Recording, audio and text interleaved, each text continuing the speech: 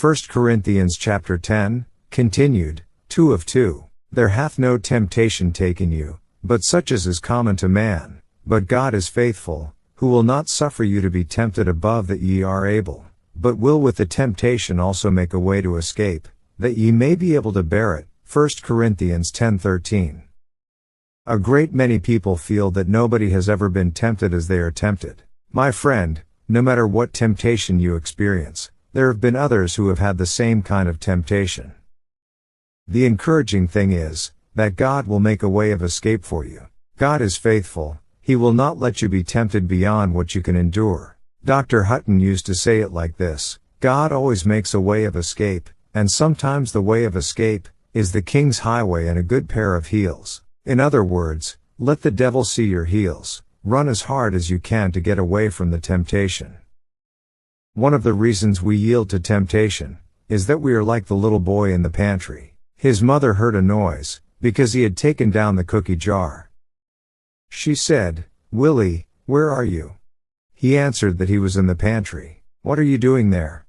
He said, "I'm fighting temptation." My friend, that is not the place to fight temptation. That is the place to start running. Wherefore, my dearly beloved, flee from idolatry. I speak as to wise men. Judge ye what I say. 1 Corinthians 10:14-15. Idolatry was a temptation in Corinth. Idolatry may not be a temptation to you, but the Bible tells us that covetousness is idolatry. There is a lot of that around today. Paul is going on to teach that fellowship at the Lord's table requires separation. The cup of blessing which we bless, is it not the communion of the blood of Christ? The bread which we break, is it not the communion of the body of Christ? For we being many are one bread, and one body, for we are all partakers of that one bread. Behold Israel after the flesh, are not they which eat of the sacrifices partakers of the altar? What say I then? That the idol is anything? Or that which is offered and sacrificed to idols is anything? 1 Corinthians 10:16-19. Paul's argument here is quite logical. He says that an idol is nothing. So if you offer meat to an idol, it is nothing. The meat is not affected at all. But I say, that the things which the Gentiles sacrifice, they sacrifice to devils, and not to God, and I would not that ye should have fellowship with devils. 1 Corinthians 10:20. Paul is still talking about Christian liberty. Although the idol is nothing, behind the idol is demonism. Paul recognizes this. Ye cannot drink the cup of the Lord, and the cup of devils. Ye cannot be partakers of the Lord's table, and of the table of devils. 1 Corinthians 10:21. That is, for some people to eat meat which had been sacrificed to idols, would be idolatry. A believer would have to examine his heart very carefully. Do we provoke the Lord to jealousy? Are we stronger than He? 1 Corinthians 10:22. Paul now comes back to what he said, at the very beginning of this section, on Christian liberty. All things are lawful for me, but all things are not expedient. All things are lawful for me, but all things edify not. 1 Corinthians 10:23. Paul says that he has the freedom to do these questionable things, things on which the Bible is silent, as to their being right or wrong. For example, I think Paul would say, if I felt that I should go to the games, I would go. I think Paul must have attended the great Olympic events, which took place in his day, because many of his illustrations are taken from athletic events, that were carried on in the great Colosseum and stadiums of that day. Paul says all such things are lawful for him, but all things are not expedient, because of the fact that the thing he could do, might hurt a weak believer. He says, all things are lawful for me, but all things edify not. That is, they don't build me up in the faith. A young preacher once asked me, do you think a preacher ought to go to ball games? He knew I didn't go. I said this to him, although I always enjoyed participating in all athletic events, I've never been much of a spectator at any of them. I don't have much interest in watching somebody else play football or baseball, especially when they are being paid for it. I always played for fun and enjoyed it. However, when I was in school, I read a very helpful book, which pointed out that a preacher should confine his life to that which he can use in his ministry, what he sees, where he goes, what he experiences, because his total life is his ministry. Everything should be grist for his mill. In other words, a minister should take into the pulpit his entire life. He is not to have a hidden part, and be able to use all of it. So I said to him regarding baseball, if you can use the baseball game, and you can, there would be nothing wrong in your going. You could draw many good illustrations from a baseball game. However, it might not be expedient for you to go, because it might have a bad influence on someone else. So Paul lays down this guideline. Let no man seek his own, but every man another's wealth. 1 Corinthians 10:24. The Christian has a tremendous liberty in Christ. However, we are to seek the welfare of the other man. So a Christian's life should not be primarily directed and dictated by liberty. Liberty is limited by love. A Christian is not pinned down by legality. He is not circumscribed by strict rules. He is limited by love. He should be concerned about his influence and effect on others. That is the thought which Paul has here. Whatsoever is sold in the shambles, that eat, asking no question for conscience sake, for the earth is the Lord's, and the fullness thereof. 1 Corinthians 10:25-26. The Christian can enjoy all the things of God's creation, the beauties of it and the produce of it. The Lord has provided it. Now Paul is going to give a very practical suggestion. He says that when you go out to eat, don't say to your host, "This is a very lovely steak that you have here today. Where did you get it? My butcher doesn't have meat like this to sell to the public." Then your friend may tell you that he went to the temple to buy the meat. The best thing to do is not to ask where the meat came from.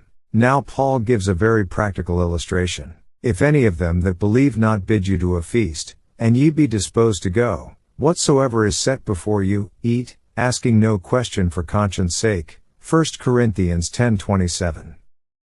If you are invited to the home of an unbeliever, go and eat whatever is put before you. Don't ask any questions. But if any man say unto you, "This is offered in sacrifice unto idols," eat not for his sake that showed it, and for conscience sake, for the earth is the Lord's, and the fullness thereof. 1 Corinthians 10:28. Now there is another principle involved, and this is an entirely new matter. Paul has advised to eat everything and ask no questions. But suppose there is someone else at the table, who sees you eat the meat and says, "This meat has been offered to idols." In that case you should not eat the meat, not because eating it is wrong, but because it is obvious it may harm the person who pointed it out to you. It is not because of your conscience, but because of his conscience, that you should not eat the meat. There is no rule that you should not eat the meat. But out of your love, out of your desire to help that brother whose conscience is bothered, you should not eat the meat. That is the whole point. Let me illustrate this. Down in Georgia they have a berry that is called a scuppernong. It is similar to a grape, but it grows singly on a vine. They make wine out of it. A friend of mine told me that he went to preach in a certain church, and was invited out to dinner by one of the church officers. He was handed a glass of scuppernong. He didn't know what it was, but he tasted of it. He realized that it had an alcoholic content. He is not a super pious individual, but he put the glass down. His host said to him, "What's the matter? Don't you like it?" He said, "I think it is delicious, but I notice that it is wine, and I feel that I as a Christian, should not drink it." Well, that created a tense moment, but he got his point across. I feel that he did the right thing. The question would arise, did that minister have as much right to drink it as the elder did? He did. There's no question about that. But he also had a testimony, which is the reason he did not drink it. So many Christians are harsh in their dealing with others, because their motive is legality. I don't do this, and you shouldn't do it. However, if their motive were love, the approach would be altogether different. Love for the other believer should be the motive in the Christian's conduct. Conscience, I say, not thine own, but of the other. For why is my liberty judged of another man's conscience? 1 Corinthians 10:29. Why should I be restricted by some of these weak brethren? For if I by grace be a partaker, why am I evil spoken of, for that for which I give thanks? 1 Corinthians 10:30. Paul asks, isn't it unfair to judge me because of another man's conscience? He answers by stating a great principle. Whether therefore ye eat, or drink, or whatsoever ye do, do all to the glory of God. 1 Corinthians 10:31.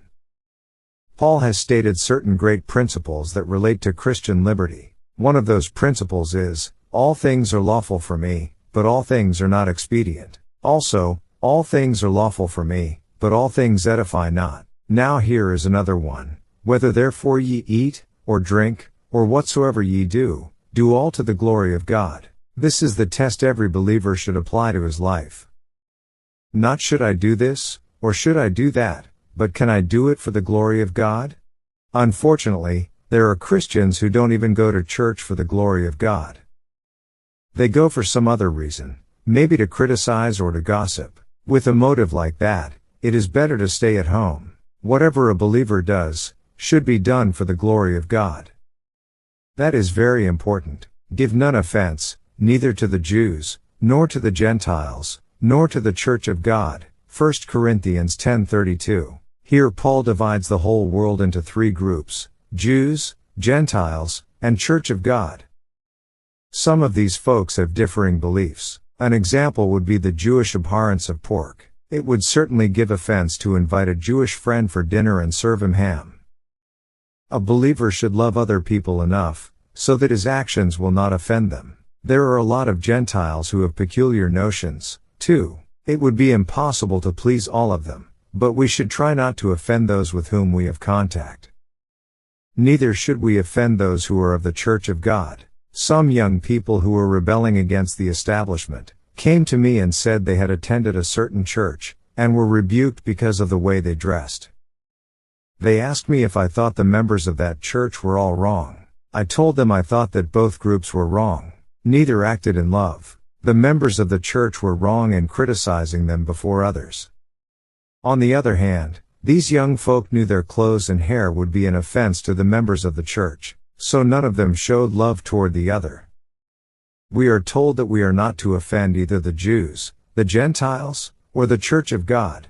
This includes the entire human family. These are the three divisions of the human family today, but one of these days the Church of God is going to leave this earth. Then there will be only the Jews and Gentiles in the world, and God has a tremendous program which will take place at that time. Even as I please all men in all things, not seeking mine own profit, but the profit of many, that they may be saved. 1 Corinthians 10:33.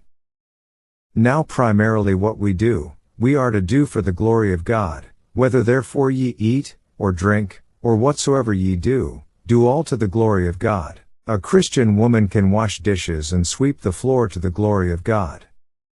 A Christian man can mow the lawn and dig a ditch for the glory of God. Regardless of what you are doing, if you cannot do it for the glory of God, you should not be doing it. As we live like this, we are a testimony to the world, that those who are lost might be saved. Friend, it is more important for us to make tracts in the world, than to give out tracts. A zealous man in Memphis, Tennessee, was handing out tracts to everyone. He handed a tract to a man, but he would not accept it. He asked, "What is that?" "A tract," was the answer. "I can't read," said the man, "but I'll tell you what I'll do, I'll just watch your tracts." That is much more impressive. People read our tracts in life, better than they read tracts that we hand out. It is a good thing to give out tracts, but along with them, we must also make the right kind of tracts. Now the first verse of chapter 11, belongs in this division. Be ye followers of me, even as I also am of Christ. 1 Corinthians 11:1. This is something that very few of us can say. Well, I shouldn't include you, but it is something that I dare not say. I want you to be a follower of Christ and a follower of Paul, but don't follow me, in everything. What a tremendous testimony Paul gives in that statement.